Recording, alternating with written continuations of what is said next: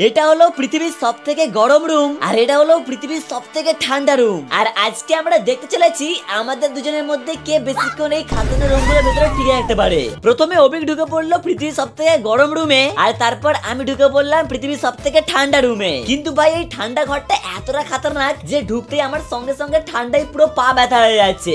আর এইদিকে অভিকের দেখো গরমে পুরো ঘাম ছুটে যাচ্ছে। কিন্তু আমাদের মধ্যে যে আগে রুমগুলো থেকে বেরোবে সে হেরে যাবে। গাইস আমাদের এই চ্যালেঞ্জটাকে আরো খতরনাক বানানোর জন্য আমাদের ছোট ভাই আর সৌমিলি মানে চলে এসেছে। প্রথমে সৌমিলি মানে অভিকে গরম গরম ইয়েপি খেতে দিল।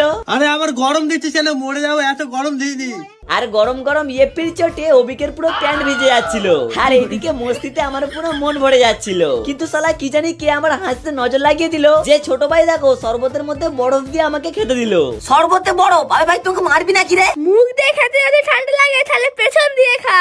কিছুক্ষণ পর ছোট ভাই আমাকে ভাতের বদলে খেতে দিল বরফ। আর অন্যদিকে অভিককে হারানোর জন্য দিল নাকি গরম গরম দুধ। আরে এত গরম দুধ আবার কেন? খেতে তো হবে, না হলে হার মেনে নাও। এত কিছু করার পরেও আমরা হার মানছিলাম না, তাই ওরা শুরু করে দিল আলটিমেট পাগলামি করা। শালা সবথেকে প্রথমে দেখো ছোট ভাই আমার উপরে পুরো ঠান্ডা ঠান্ডা বরফ জল ঢেলে দিল। मैं पानी पानी हो गई। এরপর সৌমিলি মানে অভিককে হারানোর জন্য ওর উপরে যখনই গরম গরম জল ঢালতে এলো তখনই অভিক ভয়ের চোটে বেরিয়ে পড়লো। আরে ভাই চ্যালেঞ্জ চক করে কি আমি মরবো?